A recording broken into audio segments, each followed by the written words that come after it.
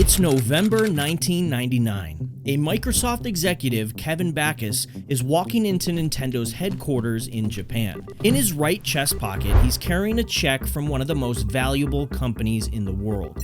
A check for $25 billion. But what Kevin doesn't know is that the meeting he's there for would be the most embarrassing meeting in Microsoft history. But why did this meeting go so wrong? And more importantly, what was Microsoft planning? The late 90s was a critical time for gaming. Sony's PlayStation was on top of the world, Sega was struggling with the Dreamcast, and Nintendo, well, they were undergoing a major evolution with the N64. With Nintendo's 64-bit technology, now Mario lives in a 3D world, and you can make him go wherever you want. Bringing their games into the 3D era for the first time, paired with a bold controller design, completely different from anything they previously made up until that point. But then, out of nowhere, Microsoft, the company fully carried by Windows and Microsoft Office, decided to enter the gaming scene.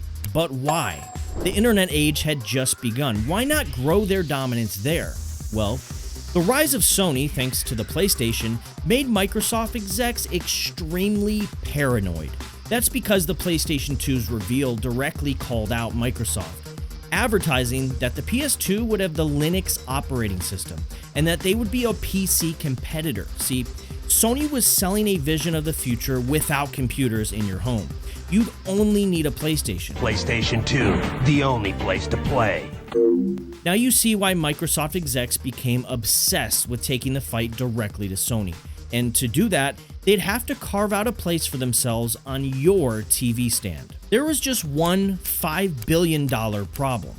Microsoft was built on developing software products, so the plan to make hardware was a huge risk, especially if they didn't have games that made the Xbox worth buying. So while Microsoft employees worked on building the Xbox, executives were plotting, looking at more successful companies that Microsoft could throw money at. They reached into the never-ending, deep pockets of Microsoft, and after studying the hottest gaming companies of 1999, narrowed it down to 3 companies they wanted to buy. First, they hit up EA, who had just passed on supporting the Sega Dreamcast, which was a big, final nail in the coffin for Sega making consoles.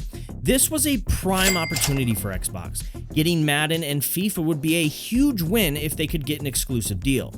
So, Kevin Backus met with then EA CEO Larry Probst, and at the first mention of a Microsoft game console, they got clowned out of the room. They didn't give up, they kept trying, and eventually got a small win. No buyout, they got a polite no thanks, but they'd get EA games on Xbox. Next, they went to Japan with a letter of intent to buy Square Enix.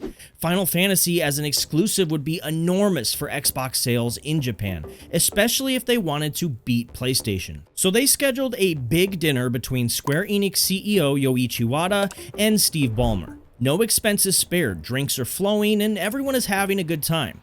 The next day, Microsoft and Square execs shuffle into Square's boardroom, expecting to close the deal given the previous night's good times, only for a banker representing Square to stand up and say, Square cannot go through with this deal because the price is too low. In response, Microsoft packed up and went home.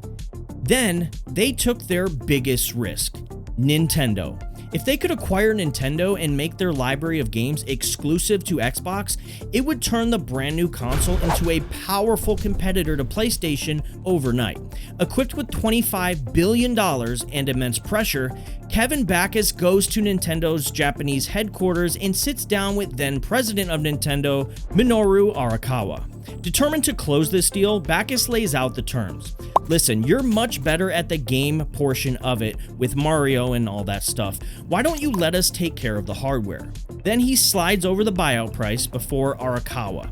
Arakawa stares into Backus's eyes and laughs. Laughing so hard that Backus and other Microsoft execs are laughed out of the room. They just laugh their asses off. Like, imagine an hour of somebody just laughing at you. Despite this being one of the most embarrassing moments in Microsoft's history, we all know it didn't doom the Xbox. A couple months later, Bungie, dealing with financial issues, reached out to execs at Microsoft, and they made a deal, and the rest is history. Halo 2 sold 2.4 million units in 24 hours. Because Halo 2 is the best. Halo 2 is everything. All of these people getting a chance to play the Xbox 360. Time for a new generation of Xbox! Wait, they got lucky, but what if they didn't? What if Kevin Backus and the team weren't laughed out of the room? What if Microsoft actually bought Nintendo?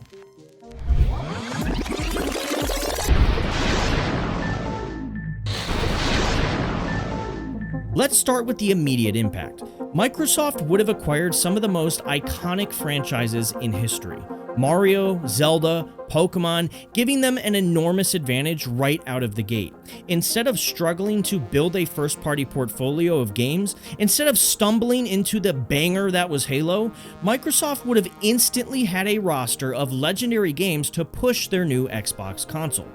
Maybe they didn't even buy Bungie, maybe Halo launches on both Xbox and PlayStation, but also picture this. Mario and Master Chief fighting side by side in a crossover game, or Link battling Space Marines in the world of Halo. It sounds insane, it sounds like a Fortnite dev's wet dream, but in this alternate universe, that could have been our reality. Forget the games, think of the consoles. Microsoft's hardware expertise and deep pockets combined with Nintendo's creativity might have led to consoles that were both powerful and playful. Imagine an Xbox that wasn't just focused on raw power, but also embraced Nintendo's innovative ideas. Would we have seen something like the Wii's motion controls or the Switch's portability much earlier, but with the backing of Microsoft's massive tech resources? Of course, if Nintendo is only making games, then that means we don't get the GameCube, Nintendo DS's, the Wii, or the Switch.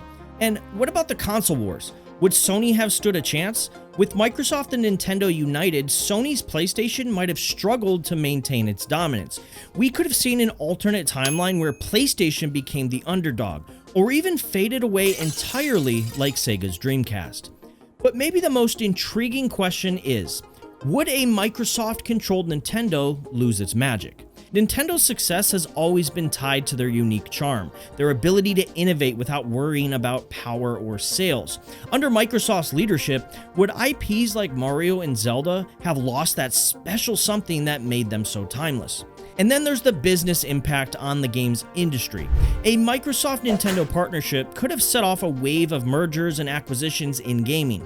Maybe we would have seen Sony partner with Sega to survive, or even EA trying to launch their own console. The entire landscape of gaming would have shifted.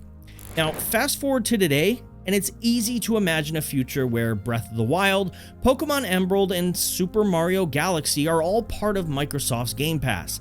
Instead of having a separate Nintendo console, we'd be playing those games on the latest Xbox, all under one roof. But in the end, as wild as it is to imagine, maybe it's for the best that this deal never happened. Microsoft and Nintendo went on to build their own unique legacies, each with a distinct identity that fans love.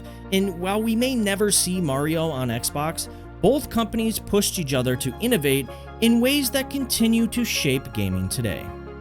I hope you all enjoyed the video. Make sure you like and leave a comment and subscribe if you're not subscribed. I really appreciate it. It helps me out a ton with the algorithm, and I'll see you in the next one.